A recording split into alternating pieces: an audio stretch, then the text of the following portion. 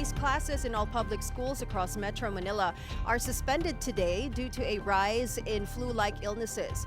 The Department of Health says there is no need for panic, but advises taking precautions like wearing masks and maintaining strong immunity to avoid complications.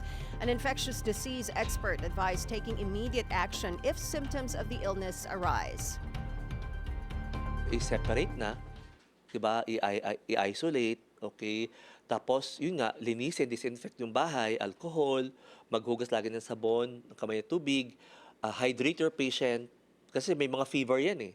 'Di ba? So, dito papasok yung sopas, lugaw, arroz caldo, sinigang, ano pa ba? Tinolang manok, yung mga tipo, calamansi juice, kailangan mo i-hydrate mo yung pasyente, vitamins, pahinga. Kung talagang medyo alam natin medyo severe na, wag na mag-atubiling pumunta sa pinakamalapit na emergency room.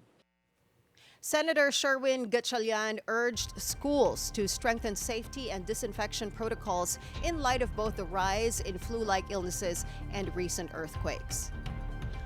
On this matter, we have Health Assistant Secretary Albert Domingo on the line. Beautiful day, ASEC. Doc Albert, good morning. Good morning, Anne and Paolo. A beautiful day to you, and good morning to everyone who's watching and listening. Thank you very much. I know you're very busy. Very quickly, Doc Albert, we just wanted to clarify that there is no outbreak of ILI in Metro Manila and the purpose of this health break.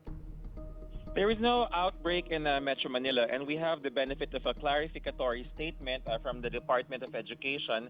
And I'll just read the first paragraph verbatim so that our viewers can also appreciate it. And I quote, "Ipinaaabot ng Department of Education, DepEd sa publiko na ang mga preventive class suspensions o pansamantalang pagtigil ng klase ay bahagi ng mga hakbang upang matiyak ang kaligtasan ng mga mag-aaral, guro at kawani habang isinasagawa ang mga gawain para sa kahandaan sa sakuna." End quote. So, Anne, I just wanted to clarify that although the initial announcement of DepEd did mention a rising incidence, quote-unquote, of flu, we are not seeing that. It is more of a precautionary measure against a rise.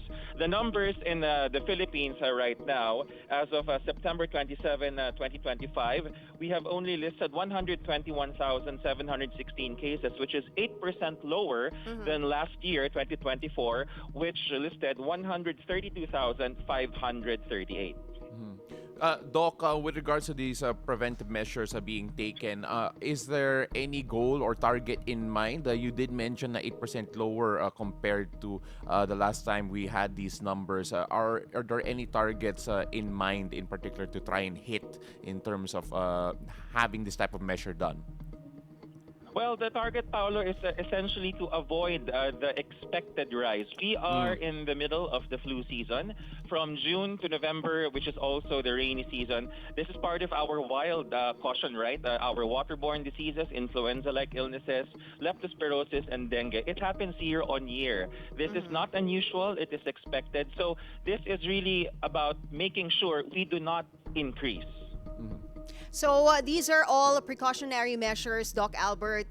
This health break that we have in public schools here in Metro Manila, it doesn't necessarily mean that there is an outbreak of ILI. And also, just to clarify also that the main purpose of this break is to make sure that the schools are prepared in case an earthquake hits or para ma-prepare tayo sa anumang sakunang darating in the future.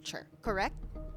That's correct, Anne. I would even say this is a get ready for the earthquake break. I'm using that term now because if you notice, in the latest version of advisories from across several DepEd regions, not only the NCR, they're much clearer now. They are not using the influenza numbers as the reason because the real reason, as they themselves have stated, is preparedness for the big one. All right. Thank you so much for your time, Health Assistant Secretary Dr. Albert Domingo. Thank you so much, Anne and Paolo. Good morning. Good morning.